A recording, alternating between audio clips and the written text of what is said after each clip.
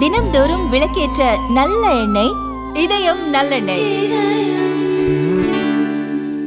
தமிழ்நாடு முழுவதும் 20,000க்கும் மேற்பட்ட விடுதிகள், அதில் தங்கக்கூடிய 20 லட்சத்துக்கும் மேற்பட்ட மாணவ மாணவியர் பணிபுரியும் ஆடவர் மகளிருக்காக ஒரு சேவையை செய்து கொண்டு வருகிறோம். 2014ஆம் ஆண்டு வரையறுக்கப்பட்ட விடுதிகளுக்கான சட்டத்தில் இருந்த சிக்கல்களை களைந்து ஒரு 10 வருடங்களாக போராடி கடந்த 2025ஆம் ஆண்டு மே மாதம் 29ஆம் தேதி இதற்கு முன்னாடி இருந்த அரசாங்கத்தால் எளிமை ஆளுமை சிம்பிள் கவ் என்ற ஒரு திட்டம் வருவதற்கு நாங்கள் போராடி பெற்றோம். எங்கள் சங்கம் போராடி பெற்றது. தமிழ்நாடு ஐடி விடுதி நல சங்கம் போராடி அந்த சிக்கல்களை எல்லாம் முதலமைச்சர், அமைச்சர் பெருமக்கள், மூத்த IAS அதிகாரிகளிடம் 10 ஆண்டுகளாக போராடி அந்த சிம்பிள் கவ் எளிமை ஆளுமை என்ற திட்டத்தை நாங்கள் பெற்றோம்.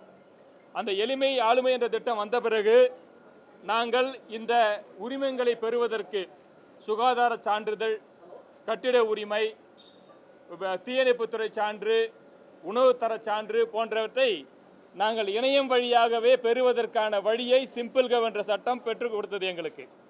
ஆனால் இப்பொழுது என்ன நடக்கிறது என்றால், இந்த சிம்பிள் கவ் எளிமை ஆளுமை திட்டம் வருவதற்கு முன்பதாக சுகாதாரத்துறையை சார்ந்தவர்கள் ஒரு சுகாதாரத்துறை சான்றிதழை தர வேண்டும் என்றால் ஒரு விடுதி உரிமையாளர்களிடம் 10,000, 15,000, 20,000 என்று பெற்றுக் கொண்டிருந்தார்கள். இந்த எளிமை ஆளுமை திட்டம் வந்த பிறகு நாங்கள் இணையத்தில் ரூபாய் 500 செலுத்தினால் நாங்கள் சுகாதார சான்றிதழை பெற்றுக்கொள்கிறோம். இது இப்படி இருக்க, இன்றைக்கு பப்ளிக் பில்டிங் லைசன்ஸ் எனப்படக்கூடிய பொது கட்டிடத்துக்கான உரிமம் பெறுவதற்கு இப்பொழுது ஒரு இன்ஜினியர், எம்பேனல்டு இன்ஜினியர் குழுவை உருவாக்கி இருக்கிறார்கள். இந்த எம்பேனல்டு இன்ஜினியர் குழு என்பது ஒரு பப்ளிக் பில்டிங், அந்த பொது கட்டிடம் என்ற சான்றிதழை தருவதற்கு ஒரு வரைமுறை இல்லாமல் அவர்கள் விருப்பத்திற்கு ஏற்ப ஒரு கட்டிடத்திற்கு 15,000 வேண்டும், 20,000 வேண்டும் என்று கேட்கிறார்கள். நாங்கள் என்ன சொல்லுகிறோம் என்றால், இதே மாதிரி தான் இப்போ அரசு சமூக நலத்துறை அதிகாரிகளோ, IAS அதிகாரிகளோ, அமைச்சர் பெருமக்களோ, MLA பெருமக்களோ யாருமே எந்த தொந்தரவும் எங்களுக்கு செய்வதில்லை.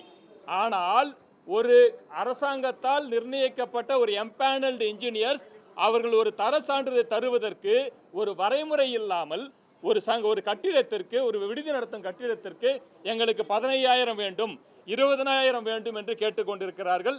இதைத்தான் இன்று தமிழ்நாடு முதலமைச்சர் அவர்களுக்கும் தமிழ்நாடு சமூக நலத்துறை அமைச்சர் அவர்களை நேரடியாக சந்தித்து இந்த எம்பேனல்டு இன்ஜினியர் கேட்கும் 15,000, 20,000 கொடுத்து எங்களால் அந்த பொது கட்டிடத்துக்கான ஸ்டெபிலிட்டி சர்டிஃபிகேட்டை பெற முடியாது, எங்களுக்கு நீங்கள் ஒரு குறைந்தபட்ச தொகையை அரசாங்கமே நிர்ணயித்து அந்த தொகையை சொன்னால் மட்டுமே நாங்கள் இந்த சான்றிதழை பெற முடியும், இல்லை என்றால் எங்களால் பெற முடியாத சூழ்நிலையில் இருக்கிறோம் என்பதை விளக்கி வந்திருக்கிறோம். அதேபோல் இந்த எளிமை ஆளுமை திட்டம் சிம்பிள் கவ் வந்த பிறகு டி லைசன்ஸ் என்பது இல்லை. ஆனால் இன்றைக்கும் பல மாவட்டங்களில் பல அரசு அதிகாரிகளுக்கு இது தெரியாமல் இருக்கிறது. இன்னும் விடுதி உரிமையாளர்களுக்கு ஃபோன் செஞ்சு அவர்கள் லெட்டர் வேறு அனுப்புகிறாங்க, உங்கள் ஹாஸ்டலுக்கு டி லைசன்ஸ் எடுத்தீங்களான்னு சொல்லிட்டு. ஆல்ரெடி 2025ஆம் ஆண்டு வந்த சிம்பிள் கவ்வில் டி லைசன்ஸ் இல்லை என்பதை தயவு செய்து மீடியாக்கள் வாயிலாகாவது அரசு அதிகாரிகளுக்கு தெரியப்படுத்துங்கள். இப்போ டி லைசன்ஸ் கிடையாது, இது பப்ளிக் பில்டிங் லைசன்ஸ் அப்படின்றதை உணர்த்த வேண்டும். எங்களால் 15,000, 20,000 கொடுத்து அந்த இதை வாங்க முடியாது. அரசாங்கம் எம்பேனல்டு இன்ஜினியர்ஸிடம் 1,500, 2,000 கொடுத்தால் மட்டும்தான் நாங்கள் அந்த ஸ்டெபிலிட்டி சர்டிஃபிகேட் வாங்க முடியும். இல்லைனா எப்படி கோழி வனப்படம் இருபாலர் தங்கும் விடுதிகள், ஆணும் பெண்ணும் முகம் தெரியாத ஆணும் பெண்ணும் தங்குகின்ற விடுதிகள், நயா பைசா எந்த சட்டத்திட்டத்துக்கும் கட்டுப்படாமல் எந்த லைசன்ஸும் வாங்காமல் அவங்க இஷ்டத்துக்கு நடத்துகிறாங்களோ அந்த மாதிரி நிலைமையை எங்களை கொண்டு போய் விடக்கூடாது. நாங்கள் அரசாங்கத்துக்கு உட்பட்டு, சட்டத்துக்கு உட்பட்டு எங்கள் தொழிலை செய்ய வேண்டும் என்று இருக்கிறோம்.